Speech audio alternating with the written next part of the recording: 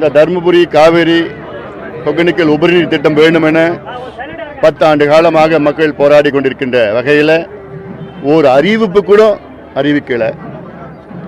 அதே போன்று இங்கே எண்ணெய்கோல் புதூர் தும்பலலி திட்டம், தொப்பூர் உபரிநீர் திட்டம், வாணியார் உபரிநீர் திட்டம், சேனேகால் திட்டம், ஈச்சம்பாடி உபரிநீர் நீரேற்று திட்டம், புதியன் பள்ளம் திட்டம், ஆனைமடு திட்டம் போன்ற எவ்வளோ திட்டங்கள் நிலுவையில் இருக்கிறது. அதற்கும் அரசாங்கம் ஒரு துரும்ப கூட கிள்ளி போடல, எடுத்து வைக்கல.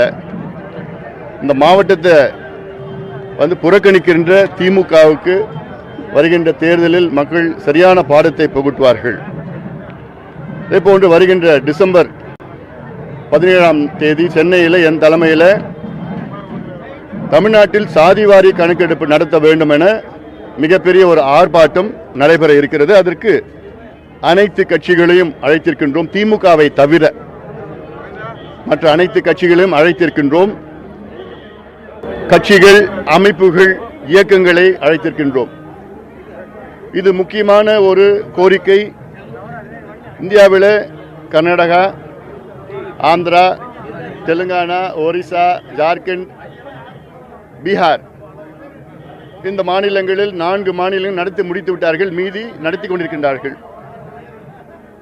பீகாரிலே சமீபத்தில் நிதிஷ்குமார் அவர்கள் மீண்டும் வெற்றி பெற்றார். அதற்கு முக்கிய காரணம் பீகாரிலே சாதிவாரி கணக்கெடுப்பு நடத்தி அதில் பிரச்சனைகளை கண்டறிந்து அந்த பிரச்சனைகளுக்கு தீர்வு கொண்டு வந்தார் நிதிஷ்குமார் அவர்கள். அது மட்டுமல்ல, பீகாரிலே பூரண மதுவிலக்கை அமல்படுத்தினார் நிதிஷ்குமார் அவர்கள். இதுதான் சமூக நீதியின் அடித்தளம் தமிழ்நாடு என்று தந்தை பெரியார் காலத்திலிருந்து நாம் பெருமையாக சொல்லி வருகின்றோம். நாங்கள் தந்தை பெரியார் வழியில் வந்தவர்கள் என்று சொல்லுகின்ற ஸ்டாலின் அவர்கள் சமூக நீதியை குழி தோண்டி புதைத்து விட்டார்கள். அதிகாரம் இருந்தும் அத்துணை அதிகாரிகள் இருந்தும், அதிகாரம் இருந்தும், நிதி இருந்தும், எல்லாம் இருந்தும் மனசு இல்லை.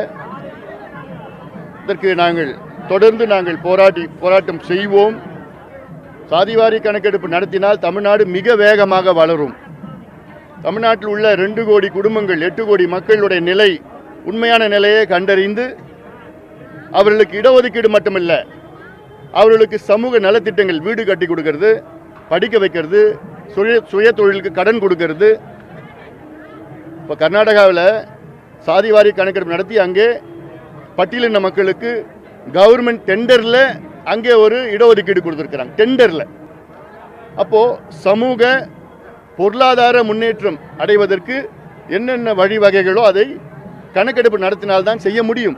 செய்திகளை உடனுக்குடன் தெரிந்து கொள்ள கீழ்கண்ட கேபிள் மற்றும் டிடிஎச் நெட்வொர்க்குகளில் எம்நாடு செய்தி தொலைக்காட்சியை காணுங்கள். பாதகம் செய்பவரை கண்டால் நாம் பயம் கொள்ளலாகாது பாப்பா. மோதி மிதித்து விடு பாப்பா, அவர் முகத்தில் உமிழ்ந்து விடு பாப்பா. அண்மை செய்திகளை உடனுக்குடன் தெரிந்து கொள்ள இணைந்திருங்கள் எம்நாடு தொலைக்காட்சியுடன்.